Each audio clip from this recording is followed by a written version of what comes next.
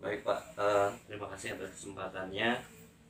Ini di sesi kali ini kita akan membahas soal kira-kira kalau misalnya masyarakat nanti terjun di bidang kearsipan dan pengen menjadi seorang wirausahawan, kira-kira menurut Bapak bidang kearsipan itu masih menjanjikan mas berwirausaha? Ya, terima kasih. Jadi saya sering mengatakan begini, bahwa setiap gedung di Jakarta ini pastilah dia menciptakan arsip. Setiap organisasi pastilah dia menciptakan arsip. Ketika kita bicara penciptaan arsip, berarti orang akan bicara juga siapa yang akan mengelolanya, siapa yang akan menanganinya. Nah, kebanyakan dari organisasi itu, baik perusahaan termasuk juga lembaga pemerintah, tidak mempunyai sumber daya manusia kearsipan sesuai dengan kebutuhan atas dasar pertimbangan volume arsip yang mereka ciptakan sendiri. Jadi artinya apa? Bahwa peluang untuk jasa kearsipan ini sangat-sangat luas sekali. Bayangkan saja, BUMN aja ada 140 BUMN, belum lagi perusahaan-perusahaan swasta yang besar, nasional maupun multinasional, termasuk juga lembaga pemerintah. Nah, tidak semuanya mereka mempunyai sumber daya manusia yang ahli di bidang kearsipan. Sehingga ketika kita bicara atau menjawab pertanyaan tadi, apakah peluang untuk jasa kearsipan itu menjanjikan? Menurut saya sampai hari ini sangat-sangat menjanjikan. Jadi karena memang populasinya besar Pak ya. Sementara berarti ketika populasi besar, kebutuhannya besar, tapi penyedia jasanya sedikit Pak. Ya, itu yang saya sebut bahwa marketnya luas, pemain atau kompetitornya masih terbatas. Nah, ya begini Pak, rata-rata kan orang, oh iya di situ memang pemainnya sedikit, tapi mereka tidak tahu kira-kira apa sih yang bisa dijual, baik barang maupun jasa kalau di bidang tersebut. Ya, tentu yang pertama sekali adalah mengenai sarana prasarana kearsipan. Kita sebut lebih sempit lagi adalah peralatan kearsipan. Itu bisnis yang menurut saya tidak akan pernah mati, bisnis itu. Dan yang kedua adalah jasa untuk jasa penyimpanan arsip. Bayangkan saja, setiap perkantoran apalagi yang berada di daerah segitiga emas dan sekarang melebar sampai ke Simatupang itu, tidak semuanya perusahaan itu siap untuk menyediakan tempat penyimpanan arsip di gedung yang mereka sewa. Kalaupun ada, itu terlalu mahal kalau hanya untuk menyimpan arsip yang retensinya cukup panjang, misalnya seperti arsip transaksi keuangan 10 tahun. Jadi mereka tentu akan berpikir mencari tempat di luar kantor yang sewanya mahal tadi. Nah, disitulah muncul jasa penyimpanan arsip. Itu pertama. Dan yang kedua adalah kearsipan ini kan ilmu yang langka ini. Tidak semua lembaga itu juga punya tenaga ahli untuk kearsipan, terutama dalam membangun sistem kearsipannya, baik manual maupun secara elektronik. Nah, disinilah peran konsultan atau perusahaan jasa kearsipan dalam menyusun manual atau pedoman di bidang kearsipan itu, termasuk juga membangun yang kita sebut dengan aplikasi pengolahan arsip. Dan yang berikutnya juga adalah jasa penyedia tenaga kearsipan.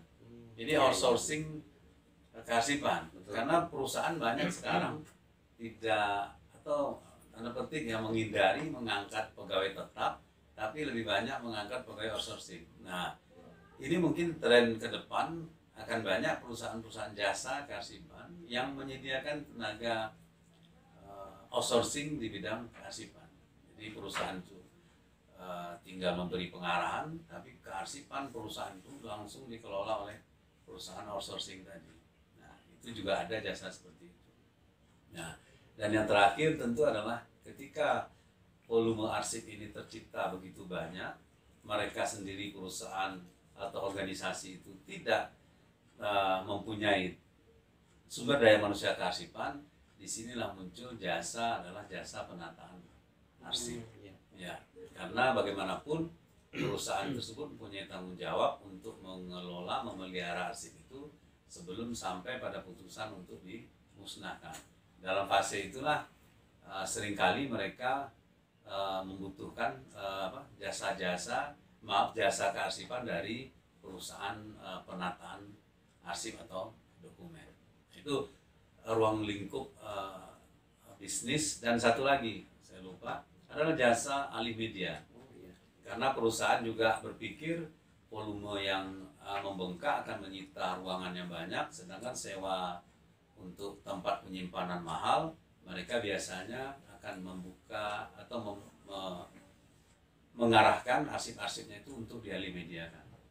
Karena memang undang-undang dokumen perusahaan itu salah satu dasar pembentukannya bahwa memberi peluang kepada perusahaan untuk mengalih mediakan, sehingga yang disimpan cukup soft copy-nya, sedang hard copy-nya untuk dokumen-dokumen tertentu dapat dimusnahkan kecuali akta otentik. Itulah menurut saya lingkup jasa kearsipan yang makin hari makin dibutuhkan oleh penggunanya. Iya, ternyata kalau kita mau berpikir tentang peluang di sini, peluangnya besar, segmennya banyak, artinya jenis-jenis pekerjaannya banyak gitu ya. Nah, tapi bayangkan kalau misalnya saya sekarang mendirikan perusahaan sebagai seorang pemula, kira-kira apa sih yang paling mungkin atau yang paling mudah bagi seorang pemula? Saya akan bergerak di sektor yang mana, ataukah trainingnya, penyedia jasa tenaganya, alih medianya, penyimpanannya, atau yang manfaatnya? Ya, kalau penyimpanan tentu kita bicara tempat, dan itu membutuhkan modal besar. Jadi kalau untuk pemula, pertama ke teman-teman pemuda atau yang baru akan merintis usaha, saya menyarankan adalah jasa untuk penataan arsip itu.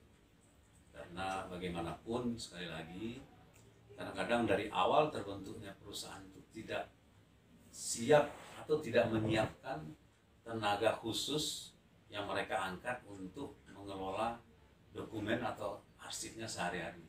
Jadi ketika perusahaan itu terus berjalan, apalagi makin berkembang, tentu penumpukan arsipnya juga semakin besar. Nah, disitulah peran nanti teman-teman anak-anak muda yang akan merintis usaha ini untuk mencoba menawarkan jasa penataan itu. Kalau jasa alih media tentu butuh peralatan juga, dan investasinya juga tidak sedikit. Jadi kalau ditanyakan ke saya, kira-kira apa untuk rintisan pertama, tentu adalah jasa penataan itu. Nah, ini kan kalau saya lihat di marketnya sendiri, peluang ini sangat besar karena banyak perusahaan yang tidak siap atau tidak menyiapkan sumber daya manusia itu. Nah, ketika perusahaannya berjalan berpuluh-puluh tahun, tiba-tiba mereka berhadapan dengan volume arsip yang tercipta begitu banyak. Untuk mengeksekusi secara gegabah juga mereka tidak berani, karena ancaman hukumannya juga berat untuk musnahkan arsip tidak prosedural. Makanya tenaga-tenaga atau jasa penataan ini sangat dibutuhkan sekali. Saya dulu menyaksikan sendiri Bapak menjadi seorang kepala pusat jasa. Dulu Bapak mendapatkan banyak proyek. Saya penasaran gitu, kalau misalnya saya menjadi seorang pengusaha itu, gimana sih Pak cara mendapatkan pelanggan di bidang kearsipan? Pendekatannya apakah mungkin kalau marketnya kearsipan dengan market yang lain itu beda atau sama? Ya, jadi tentu pertama kalau dalam jasa kearsipan, kalau istilah saya harus ada kesempatan untuk memperkenalkan diri kita. Kadang-kadang kan karena jasa ini masih terbatas, orang malah tidak tahu apa jasa kearsipan itu, ruang lingkup pekerjaannya seperti apa. Nah, inilah salah satu menurut saya yang paling utama adalah ketika perusahaan itu bisa memberi waktu kepada kita, memberi kesempatan kepada kita untuk mempresentasikan sebenarnya apa sih jasa kita ini. Menurut saya kalau itu bisa mereka beri kesempatan kita untuk melakukan atau memperkenalkan diri itu, kalau istilah saya 50% itu kontrak itu udah bisa dengan kita. Tinggal 50% lagi mereka siap nggak dengan anggaran, dengan beban atau volume yang akan kita kerjakan. Tapi pada intinya ketika mereka sudah membukakan pintu kepada kita untuk presentasi, itu 50% kita sudah pastikan bahwa insya Allah bahwa kontrak itu sudah bisa kita dapatkan. Karena banyak di antara klien itu yang tidak paham tentang jasa ini. Padahal mereka sangat membutuhkan. Jadi ketika kita bisa dengan baik menyampaikan tentang jasa kita ini, mulai dari arsip yang mereka punyai yang masih kacau, masih menumpuk, lalu kita bisa memberi gambaran setelah kita kerjakan, mereka akan memperoleh arsip yang informasinya sudah terkelola dengan baik, fisiknya sudah tata dengan baik. Insya Allah bagi kita yang bergerak di bidang jasa kearsipan itu sudah setengah jalan istilahnya, sudah tinggal kembali lagi mereka siap dananya cukup atau tidak. Jadi kalau mungkin kalau dalam bahasa saya mungkin sebenarnya mereka merasakan butuh, tapi secara persis mereka tidak tahu kebutuhannya apa. Ya. Jadi tugas kita adalah menyadarkan bahwa kalian butuh ini loh, ya. Kira-kira gitu ya. Nah, kalau misalnya saya mau terjun nih, saya masih menghitung-hitung. Kira-kira mungkin nggak sih? Jadi misalnya kalau dari sisi pengalaman Bapak nih, proyek yang paling besar itu nilainya berapa sih Pak? Ya dulu pernah waktu di pusat jasa itu kita dapat proyek itu di Aceh, yaitu waktu ex-BRR Nias itu sekitar 20 miliaran. Karena di sana juga ada penataan, ada jasa ahli media arsip. Itu yang paling besar yang mungkin dalam sejarah penataan arsip waktu itu. Karena memang volumenya luar biasa, hampir sekitar volume arsipnya sekian kilometer lari, ya. Nah itu yang diberikan pekerjaan itu ke pusat jasa pada saat itu. Itu baru satu lembaga loh. Iya, artinya bisa sampai potensinya tuh satu lembaga bisa 20 miliar gitu ya. Itu bukan satu pekerjaan yang kecil gitu. Nah, kalau dari sekian banyak varian pekerjaan Pak, menurut Bapak itu biasanya kalau pengusaha kan mikirnya ini kira-kira yang paling menguntungkan itu jenis usaha yang mana sih pekerjaannya Pak? Ya, jadi kalau semuanya menguntungkan sih, tergantung kembali lagi kan volume.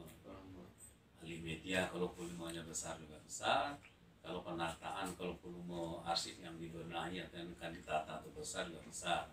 Jadi di antara dua itu adalah penataan arsip dan ahli media. Kalau membangun sistem itu kan paket ya, jadi sudah terukur lah besaran biayanya. Tapi kalau penataan dan ahli media itu adalah kembali kepada volume dari customer atau klien yang akan menggunakan jasa kita. Dan umumnya yang banyak kalau kita penataan arsip itu lebih kepada perbankan, karena memang penciptaan dokumen atau arsip keuangan itu kan sangat luar biasa kalau di perbankan itu. Jadi kalau ditanyakan, kalau selain yang BRR itu volume arsip yang besar atau kontrak yang besar itu adalah di perbankan. Sektornya Ya, perbankan. Karena mereka banyak. Karena sebenarnya kan penciptaan arsip atau dokumen ini volume yang terbanyak itu kan di arsip transaksi keuangan. Iya. Ya, baik Pak. Jadi kesimpulannya sebenarnya tergantung berapa jumlah pengalinya gitu. Kalau Ya. rasio modal dengan keuntungan itu Ya, relatif Pak. kembali kepada volume. Iya, kepada volume. Berapa pengalinya gitu. Ya. Nah, itu kan dari sisi peluang-peluang yang perlu kita tangkap. Ya. Nah, kalau dari sisi tantangan nih Pak, kalau misalnya saya akan merumuskan satu bisnis baru dengan platform baru, itu kan saya harus mengenali kira-kira resikonya apa sih kalau kita bergelut di bisnis itu. Ya, jadi kalau tantangan tentu karena ini pekerjaan fisik kombinasi dengan pekerjaan intelektual, tentu sumber daya manusia. Nah, bagi perusahaan-perusahaan rintisan, kalau kita di pusat jasa kan SDM kita sudah jaminan mutu lah, karena sebagian arsiparis, kecuali pekerjaan besar terpaksa kita meng-hire tenaga non PNS juga. Ya, jadi kalau tantangan sebenarnya adalah bagaimana menjaga kesinambungan SDM yang akan bekerja di usaha ini. Nah, ini tentu mereka butuh kepastian, keberlanjutan karir mereka, keberlanjutan mata pencarian mereka. Itu yang menurut saya yang tantangan terbesar ketika kita bicara jasa kearsipan ini, adalah bagaimana kita menjaga sumber daya manusia ini bisa terus kita kelola sedemikian rupa sehingga semakin lama mereka ikut kita, semakin sering menangani proyek yang kita tangani, tentu keahlian atau keterampilan juga semakin meningkat. Itu menurut saya. Kalau hal lain menurut saya bisa tidak terlalu bisa diatasi lah. Tapi yang paling berat adalah ketersediaan sumber daya manusia yang siap pakai ketika kita mulai melakukan pekerjaan-pekerjaan tadi itu, pekerjaan kearsipan tadi. Berarti salah satu kuncinya adalah kalau kita seorang pengusaha, pertama kali kita harus punya talentnya dulu, tenaga ahlinya dulu, gitu Pak ya. Ya itu salah satu kunci. Barangkali terakhir Pak, ini kalau untuk menghadapi tantangan itu, selain kita perlu mendapatkan tenaga ahli yang cukup untuk mengatasi persoalan-persoalan itu, kira-kira apa lagi? Ya, tentu yang kedua marketnya sendiri, calon pelanggan kita. Nah, ini tentu kita butuh suatu pemetaan, kira-kira perusahaan atau lembaga mana ya, kalau kita ke usaha jasa penataannya yang menciptakan arsip yang volumenya besar, lalu bagaimana juga kita bisa punya peta apakah mereka punya sumber daya manusia kearsipan atau tidak. Nah, kalau volume tercipta banyak, SDM tidak ada, tentulah mereka akan mencari perusahaan jasa kearsipan. Itu berbanding lurus itu. Karena dari dulu pengalaman kita di pusat jasa pun hal-hal seperti itu terjadi. Ketika perusahaan itu, baik perbankan maupun perusahaan lainnya, penciptaan arsipnya tinggi, tapi sumber daya manusia ini tidak ada. Disitulah masuk jasa kearsipan. Saya kira untuk sesi kali ini cukup sekian dulu Pak. Terima kasih atas kesempatannya.